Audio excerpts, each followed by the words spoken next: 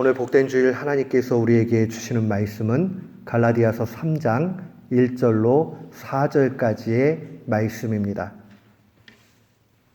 갈라디아서 3장 1절부터 4절까지의 말씀.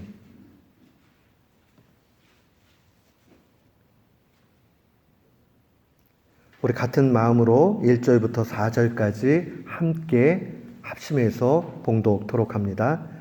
어리석도다 갈라디아 사람들아, 예수 그리스도께서 십자가에 못 박히신 것이 너희 눈앞에 밝히 보이거늘 누가 너희를 꾀더냐?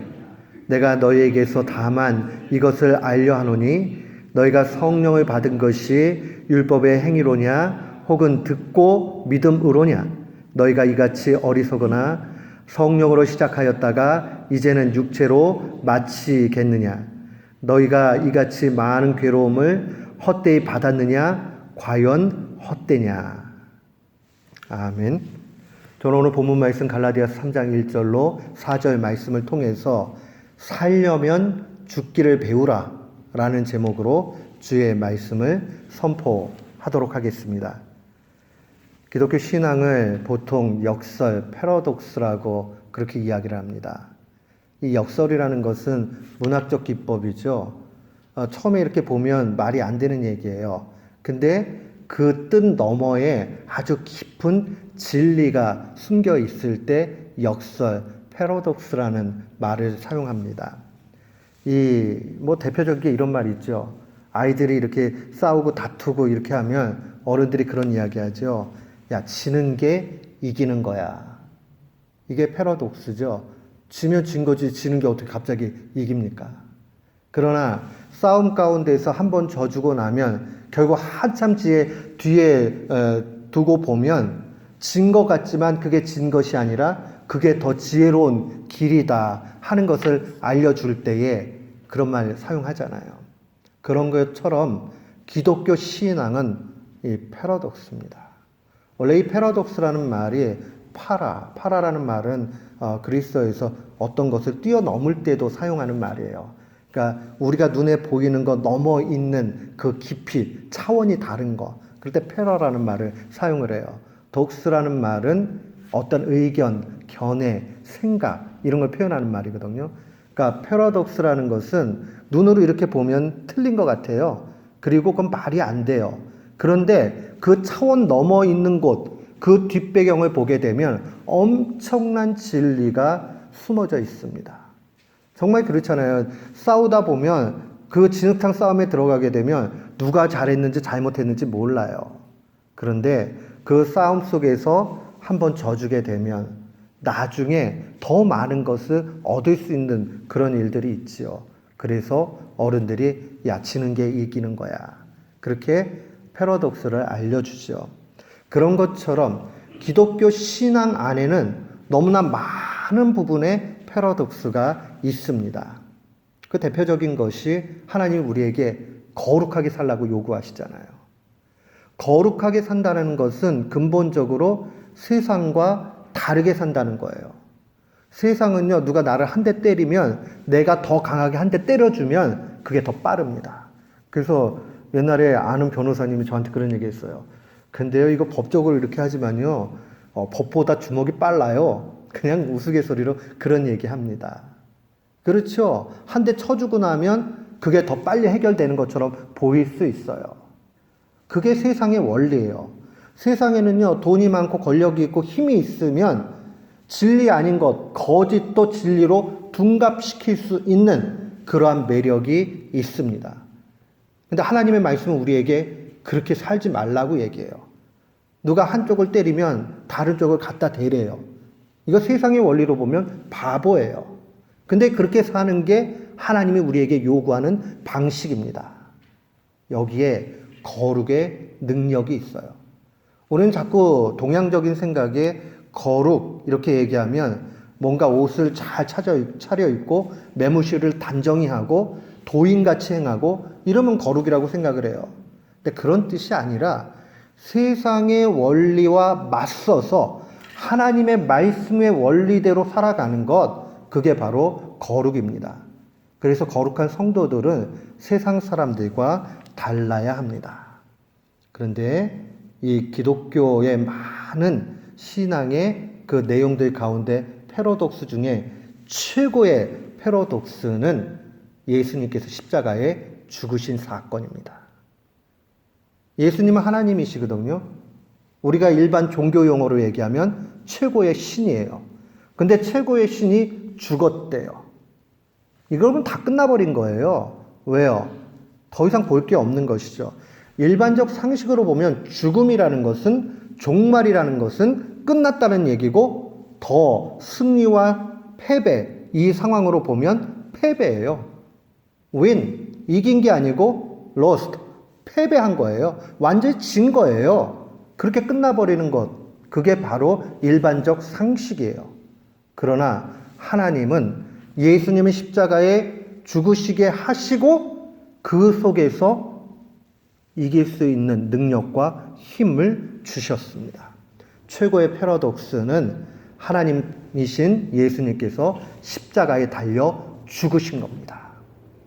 우리가 그것의 신비, 이 넘어있는 뜻을 알게 되면 거기에서 비로소 우리의 신앙, 우리의 인생, 우리의 삶의 근거를 마련하게 됩니다.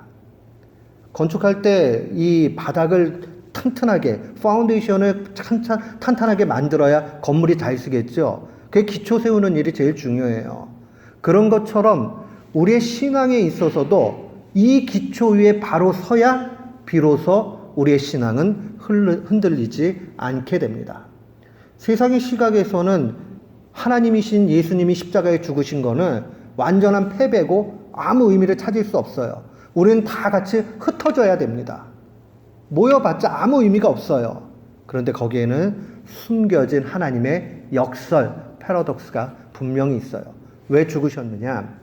구약의 제사로 좀 가봐야 돼요. 우리가 잘 알지만 구약의 제사는 예배 드릴 때에 예배 드리는 자가 흠없는 제물을 가지고 와서 그 흠없는 제물에다가 안수를 해요. 안수를 왜 하느냐? 내 죄가 이 제물에게 전가되었다. 이 전가되었다라는 그러한 의미를 가지고 모든 죄를 그 제물에다가 뒤집어 씌웁니다.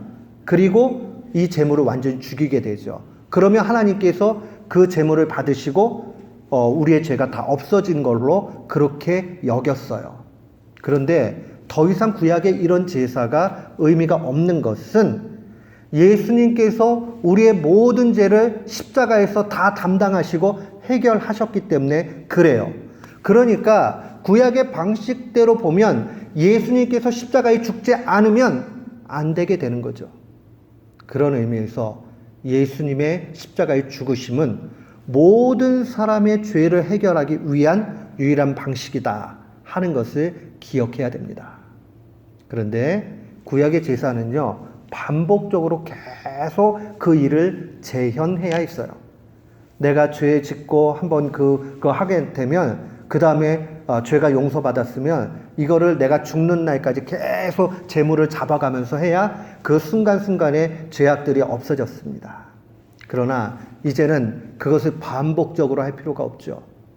굳이 십자가에 달리신 예수님을 누가 대신해가지고 또 십자가에 달려야 되고 하는 게 필요 없어요. 완벽하신 예수님께서 단 한 번의 죽으심으로 모든 것을 다 깨끗하게 만들어 주셨어요. 우리가 그 사실을 분명히 알아야 됩니다. 그런 의미에서 보면 주님의 죽으심은 살리기 위해서 죽으신 겁니다. 예수님의 이 죽으심은 우리를 생명으로 인도하기 위해서 죽으신 거예요. 그러니까 마치 이런 거죠. 죽기는 죽으셨는데 그게 죽는 걸로 끝나는 것이 아니라 우리를 살리는 죽음이었다 하는 것을 분명히 기억해야 됩니다. 그런 의미에서 우리는 이 십자가의 원리를 잘 기억을 해야 됩니다. 근데 오늘 갈라디아서가 쓰여진 이 배경을 보면 초대교회 안에 여러 가지 문제가 있었어요. 근데 그 문제 중에 하나가 뭐였냐면 유대교의 전통 속에 있다가 예수 그리스도를 믿고 회심한 사람들이 있었어요.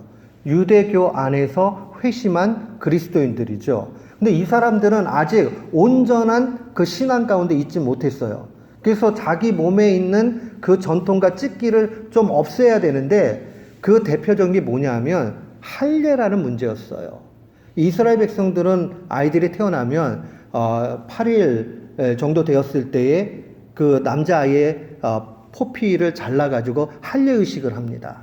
그게 하나님의 언약 백성이라는 증표였어요. 근데 이게 확대가 되니까 어떻게 되냐면 할례를 받지 않으면 구원을 못 받는 걸로 그들은 그렇게 받아들였습니다. 그러니까 할례를 꼭 받아야지 구원을 받은 거다. 그래서 이방인들 가운데 그리스도인이 되었어도 그들은 주장하기를 그 이방인들도 할례 받아야 된다. 자꾸 이렇게 이야기를 했어요. 그리고 이 유대인들은 이방인들과 같이 말도 섞지 않았고 그다음 음식도 먹지 않았어요. 근데 바울 사도는 유대인이었어요. 근데 그거 잘못됐다고 확실하게 본 거예요. 하나님께서 알려주셨어요. 육신적인 혈통의 유대인들의 그 개념이 아무 의미가 없다. 정말 중요한 것은 무엇이냐면 예수 그리스도를 믿는 믿음만이 중요하다 하는 것을 알려줬습니다. 근데 자꾸 이 유대인들은 율법의 열심을 통해서, 다른 말로 이야기하면 율법의 조항을 지켜가는 걸 통해서 자기가 구원을 이루어가는 걸로 착각을 했습니다. 이 초대교회 안에 있었던 연약함의 모습이었어요. 오늘날 우리 모습 속에도 이런 부분들이 많이 있어요. 우리 보통 사람들이 이런 얘기 하거든요. 야, 믿기만 하고 행함 없는데 그거 구원받았다라고 얘기할 수 있냐? 야, 그거 얼마나 쉽냐? 야, 그래도 조금의 노력은 필요한 거 아니야? 여러분들 신앙생활 하다 보면 그런 얘기 많이 들어요. 그 자꾸 뭔가를 덧붙여야지 마음의 편안함을 느끼는 일이 생깁니다. 여러분, 우리가 그냥 이렇게 예수님 믿기만 하면 구원받습니다. 예수님이 우리의 죄를 위해서 십자가에 죽은 그 사건을 믿으면 구원받습니다. 그러면 왠지 모르게 마음속에 이거 아닌 것 같은데 하는 마음이 들게 있습니다. 왜 그렇습니까?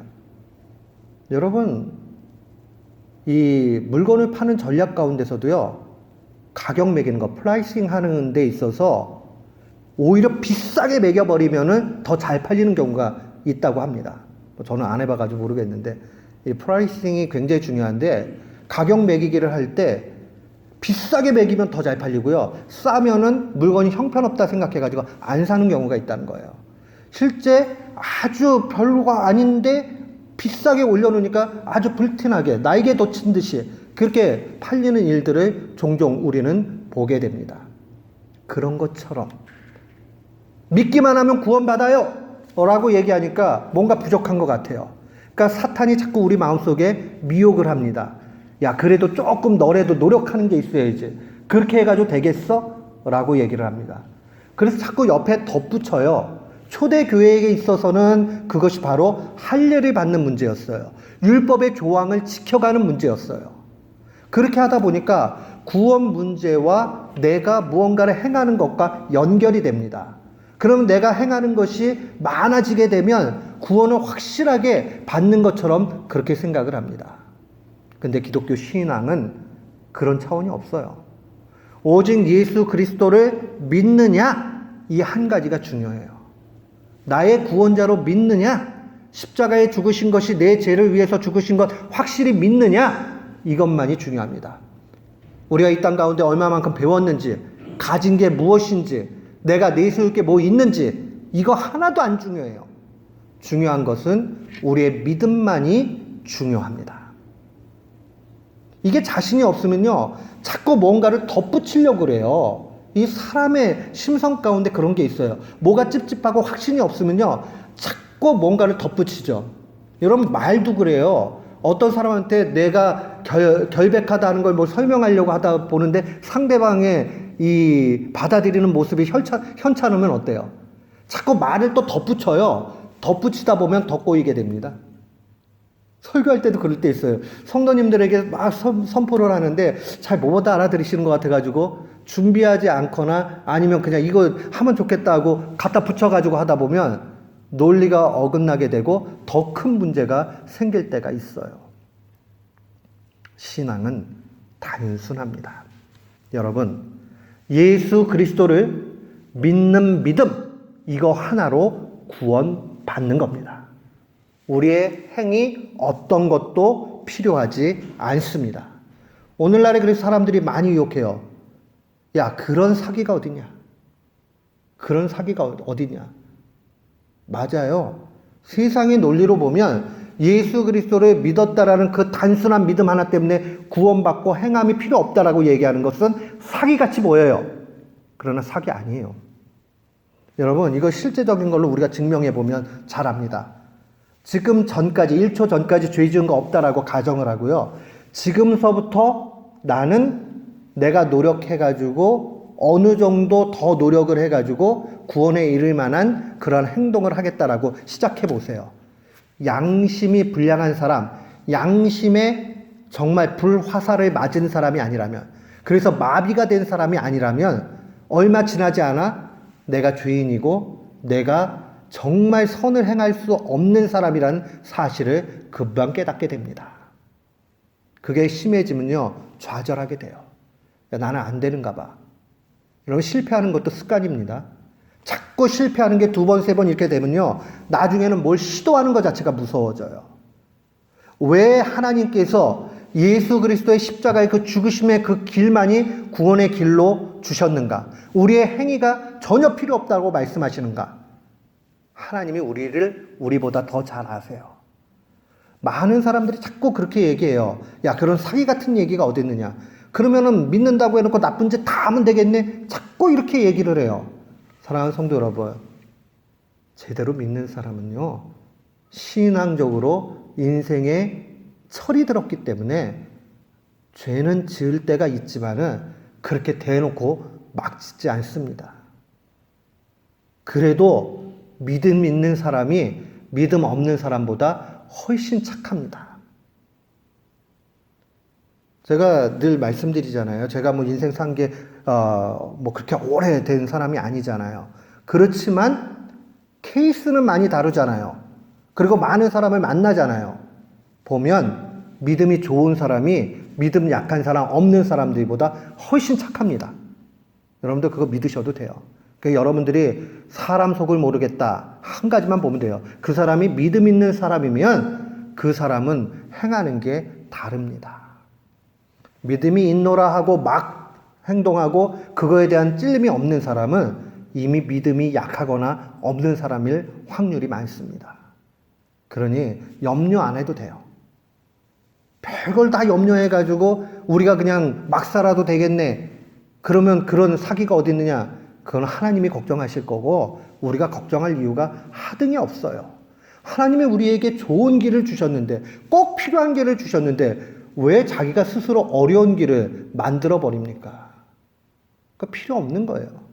심판자가 하나님이신데, 하나님이 심판인데, 하나님께서 기준을 마련해 주셨는데 하나님 기준대로 가면 되지. 아이, 그거는 좀 기준이, 그러면서 자기가 어려운 길을 자기가 막 만들어요. 주님이 주신 십자가 지고 가는 것도 힘들어요.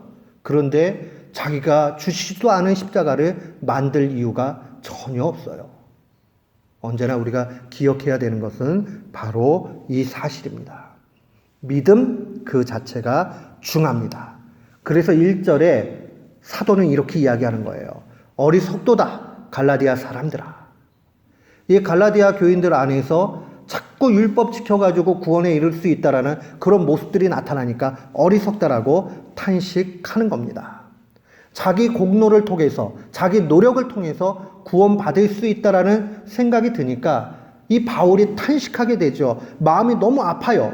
그러니까 은혜로 구원받는 거지. 은혜라는 말은 다른 거 아니에요. 내 노력 없이 공짜로 구원받는 거지. 그 뜻이에요.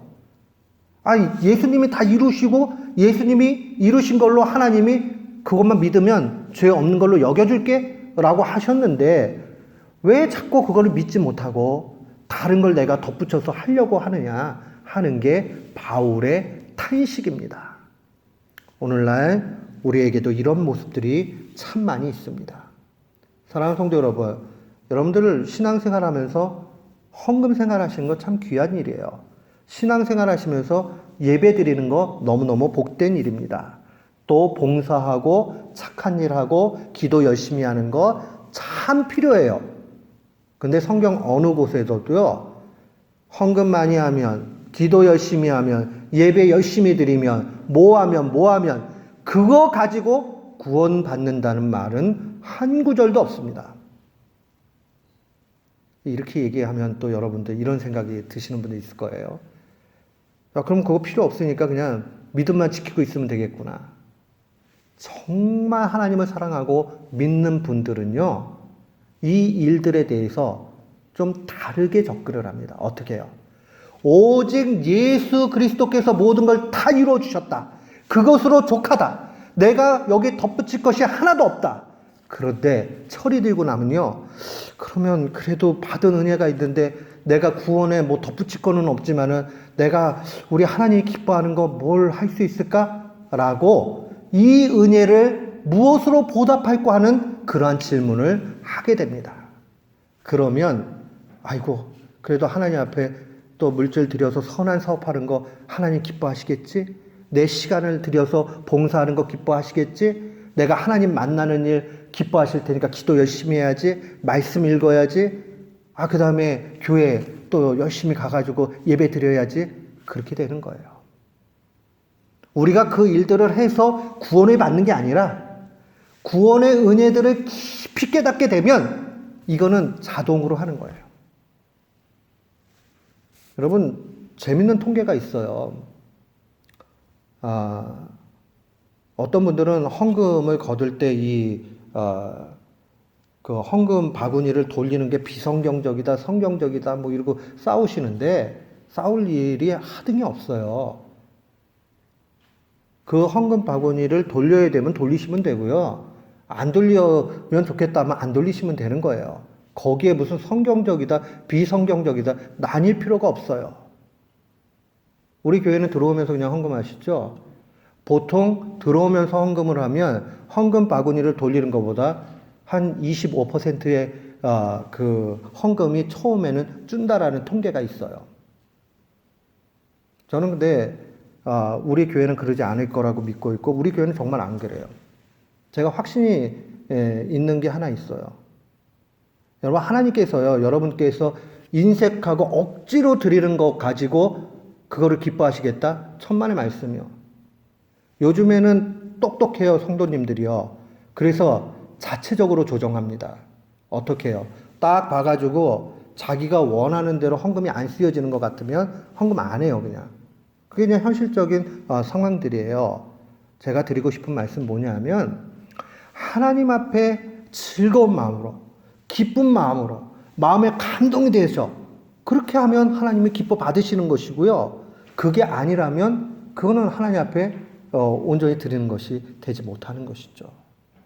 우리가 언제나 기억을 해야 돼요. 하나님께서 기뻐하시는 대로, 하나님께서 원하시는 대로, 그 중심이 제일 중요한 겁니다. 우리가 그렇게 나아가게 되면 하나님이 능력이라고 그러는데 우리가 바른 길로 가고 있으면 하나님이 그 길 가운데 은혜 안 주시겠어요? 걱정할 이유가 하나도 없는 겁니다. 우리가 만약 예수 그리스도 믿는 믿음 없이 종교 행위를 하게 된다면 하나님이 기뻐하지 않으십니다.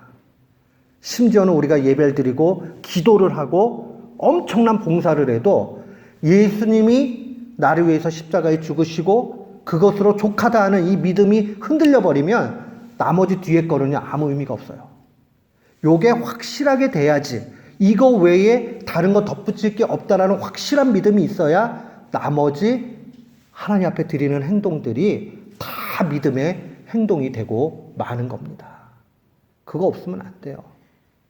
여러분들, 하나님 앞에 은혜 받으면요, 받은 은혜 속에서 모든 일들을 선하게 하게 됩니다. 우리는 교회 공동체가 그렇게 돼야 되겠어요. 다른 건 뭐 좋은 거 많이 있지만은 우선은 예수님의 십자가의 공로, 이거 외에는 구원에 어떠한 영향을 끼칠 것이 없다 하는 이 확고한 믿음을 가져야 됩니다. 제가 주의 말씀 증거하는 내용은 이거 기초 위에서 다른 신앙의 일들이 있어야 합니다. 2절 말씀에 보면 동일한 내용을 다른 표현으로 증거합니다. 내가 너희에게서 다만 이것을 알려 하노니, 내가 질문할 게 딱 한 가지야. 너희가 성령을 받은 것이 율법의 행위, 다른 말로 얘기하면 니네가 노력해가지고 율법을 잘 지켜가고 그걸로 얻은 거냐, 아니면 복음을 듣고 그 복음을 믿는 걸 통해서 성령이 온 것이냐, 이거 지금 질문하는 거예요. 사랑하는 성도 여러분, 우리가 지금 믿음 생활하는 게 정말 우리의 노력을 통해 가지고 무언가 얻어지게 된 겁니까? 아니면 우리의 노력과 상관없이 하나님께서 주신 것입니까? 전자는 자기 공로요. 지금 은혜로 됐다라 하는 이것은 그리스도의 공로를 통해서 된 겁니다. 똑같은 공로인데 나의 공로는 내가 잘해서 그런 거예요. 근데 그리스도의 공로는 그리스도께서 다 이루신 거예요. 그래서 그리스도의 공로를 다른 말로 이야기할 때 은혜라 이렇게 이야기를 해요. 은혜라는 말이 너무 어려우면 값없이 주셨다. 그 말도 너무 어려우면 피부에 와닿게 공짜다. 이렇게 하시면 정확해요. 은혜는 공짜라는 말이에요. 여러분, 우리가 성령님을 받은 것이 내 노력을 통해서 얻어졌다 하면 잘못된 거예요. 은혜로 된 겁니다. 그런 의미에서 오늘 사도는 이 말을 증거합니다. 왜요? 예수 그리스도께서 십자가에 죽으셨는데 그 죽으신 사건이 내게 효력이 되려면 반드시 성령님의 역사가 있어야 됩니다. 여러분, 이 사실이 아주 놀라운 뜻이에요. 우리가 보통 삼위일체 하나님을 설명할 때 이렇게 얘기합니다.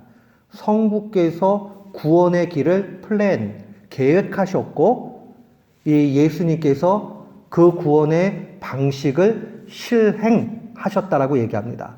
실행했으면 그 효능이 있겠죠. 그 효능이 내 것이 되도록 우리에게 적용시키는 분, 어플라이드 하시는 분이 누구냐? 성령님이에요. 그러니까 바울 사도는 이 관점에서 성령을 받은 것이 너네 행위에 있니? 그리스도의 은혜에 있니? 이렇게 물어보는 거예요. 그러니까 성령을 물어보실 수밖에 없는 거죠. 만약에 성령님이 내 노력이 아니라 은혜로 오신 거를 믿고 있다면 그 사람은 예수 그리스도의 십자가의 공로의 효력을 그대로 내 것으로 받고 있는 사람입니다. 그러니까 우리에게 필요한 건 딱 하나예요. 믿음이에요. 주님이 물어봤을 때 너 네가 노력해서 얻었어? 네가 대가 지불했어? 아니면 공짜로 얻었어? 그리스도의 은혜 맞아? 둘 중에 어디에 서느냐 하는 거예요. 어디에 서는 겁니까? 그리스도의 은혜에 선다 하는 것을 분명히 기억해야 됩니다.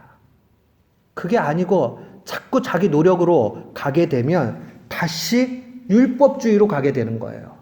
그러니까 3절에 탄식하면서 이렇게 얘기하잖아요. 너희가 이같이 어리석으냐? 성령으로 시작했다가 육체로 마치겠느냐? 라고 그렇게 탄식하죠. 육체로 마치면 안 된다라는 역설의 표현 아니겠어요? 너 그렇게 하면 되겠어? 너 정말 성령으로 시작했다가 은혜로 시작했다가 은혜에 대한 확신이 부족하니까 그 다음에 내가 뭔가 노력해야 된다라고 생각하는 그런 모습이 잘못되었다라고 그렇게 이야기합니다. 사랑하는 성도 여러분, 우리가 다른 걱정할 필요 없어요. 내가 믿음이 온전하면 그 믿음의 열매는 막 사는 걸로 가지 않습니다. 만약에요, 죄에 대해서 내가 아주 둔감하고 그리스도의 은혜를 정말 안다라고 생각하고 십자가의 그 예수님의 고난, 그 승리를 분명히 믿는다고 하면서 내가 내 삶을 막 산다. 그 사람은 믿음 한번 생각해 봐야 돼요. 왜냐하면 그걸 정말 온전히 믿고 있는 사람은 막 안 살아요. 왜냐하면 하나님의 그 은혜가 너무 크기 때문에 내가 어떻게 이렇게 살 수 있나. 그리고 자꾸 자기를 살펴보게 돼 있어요. 그런데도 맨날 부족한 것만 봐요. 근데 좀 차이가 있어요. 부족한 것만 보이지만 낙망하고 좌절하지 않아요. 그래요. 내가 이렇게 부족해요. 그러나 주님이 십자가에서 승리하셨으니까 또 힘내서 난 살아갈 거예요. 라고 이렇게 가는 거예요. 주님이 우리에게 이 사실을 알려주셨고 잘 우리에게 증거해 주신 거예요. 사랑하는 성도 여러분, 우리는 이 은혜 가운데 살아야 합니다. 정말 살려면 죽는 것을 배워야 됩니다. 예수님이 우리를 살리기 위해서 십자가에 죽으신 이 완벽한 하늘의 원리, 하늘의 계획, 이것을 우리가 알고 있어야 됩니다. 그러니까 우리는 다른 것 볼 것 없어요. 예수 그리스도만 보면 됩니다. 그래서 오늘 1절의 시작이 이렇게 되어 있죠. 어리석도다 갈라디아 사람들아, 예수 그리스도께서 십자가에 못 박히신 것이 너희 눈앞에 밝히 보이거늘. 정말 은혜 받은 사람이 해야 될 일이 하나 있다면, 한 가지 유일하게 할 것이 있다면 그리스도의 십자가를 바라보는 겁니다. 그리스도의 십자가를 바라보는 것. 그 십자가를 바라보면서 그리스도 예수를 생생히 보는 것입니다. 예수 그리스도를 바라본다는 말은 역설 속으로 들어가는 겁니다. 예수 그리스도를 생생히 본다는 말은 논리와 상상을 뛰어넘어 있는 하나님의 은혜를 보는 겁니다. 하나님이 반드시 그렇게 하신다. 여러분, 절망과 좌절 가운데 놓이게 되면요, 앞이 깜깜해요. 앞이 깜깜한데 너무 깜깜해서 어떻게 할 수 없는 상황이 되면요, 사람은 누구나 야, 이게 더 이상 못 살겠다 하고 완전히 바닥까지 내려가게 돼 있습니다. 그런데 그리스도의 십자가를 바라보게 되면 그 십자가, 죽음 뒤에 있는 하나님의 은혜가 보이기 시작합니다. 그 은혜가 보이면 살 힘을 얻습니다. 우리는 십자가에 우리의 모든 정과 욕심을 십자가에 못 박아야 됩니다. 그리고 이미 우리가 못 박혀서 죽어 있음을 바라볼 수 있어야 됩니다. 이게 뜬구름 잡는 얘기같이 들릴 수 있어요. 그런데 정말 고난과 바닥 가운데 내려가게 되면 이 얘기가 보이기 시작을 합니다. 아무런 희망이 없는 사람에게 가장 필요한 것은 먹을 것과 입을 것과 이게 우선이 아니에요. 이것 좀 필요하지요. 그러나 가장 근본적으로 필요한 것은 예수 그리스도, 십자가에 죽으신 예수 그리스도가 가장 필요합니다. 우리가 그 예수 그리스도를 바라보게 되면, 생생히 그 십자가를 보게 되면 힘을 얻게 돼 있습니다. 우리는 결론을 알잖아요. 주님의 그 십자가는 나중에 부활의 자리와 연결이 됩니다. 세상의 눈으로 보면 3년을 같이 했던 제자들도 다 자기 직업으로 도망갔어요. 그렇잖아요. 아, 예수님 뭐 있는 줄 알았는데 보니까 아닌가 보다. 그리고 다 자기 길로 가요. 그러나 부활하신 예수 그리스도를 만나고 났을 때에 비로소 하나님의 용사들로 변화되는 것을 보게 됩니다. 여러분, 우리가 이 땅 가운데 살아가면서 건강을 잃었어요. 명예를 잃었어요. 돈을 잃었어요. 가족을 잃었어요. 많은 것 잃었지만은 그걸 통해서 만약 십자가의 예수 그리스도를 생생히 보게 되고 그 뒤에 있는 하나님의 은혜를 발견하게 된다면 그 사람은 소망의 사람이 되고 맙니다. 그때 진짜 인생의 깊이를 알게 되는 겁니다. 그래서 십자가의 죽기를 배워야 됩니다. 십자가에 죽는 거 다른 것 아니에요. 십자가에 내가 이미 죽어서 기능을 행사할 수 없고 십자가에 죽으신 예수 그리스도께서 우리를 살리셨다라는 것을 보는 겁니다. 그럼 그 다음의 것이 생생하게 나타나게 됩니다. 고린도전서 6장 14절입니다. 고린도전서 6장 14절은 이렇게 증거해요. 하나님이 주를 다시 살리셨고 또한 그의 권능으로 우리를 다시 살리시리라. 여러분, 이 신비와 역사를 알게 되면 정말 고난을 당할 때마다 하나님이 또 부활을 경험케 하시려고 고난 주시는구나, 그렇게 알게 돼요. 살려면 죽기를 배워야 됩니다. 죽는 것은 곧 생생하게 예수 그리스도께서 십자가에 달리셨다는 사실을 바라보는 것입니다. 그러면 거기에서 신비로운 열매들이 나타납니다. 이 땅을 잘 살아보겠다고 애쓰고 어려움 중에 있으면 극복해 보겠다라고 정말 힘을 쓰는 사람들, 나중에 자기 힘에 못 이겨가지고 다 넘어져요. 그리고 지치고 아름답지 못한 결론으로 끝납니다. 그러나 이 하늘의 신비를 아는 사람은 그 다음에 새롭게 가게 되죠. 주님 앞에 다 맡기게 돼 있습니다. 오늘 살려면 죽기를 배우라는 주의 말씀을 받으면서 십자가에 달리신 주님의 생생한 그 은혜를 발견하면서 우리의 삶 속에 날마다 승리하는 귀한 교우들 되시기를 주님의 이름으로 축원합니다. 아멘.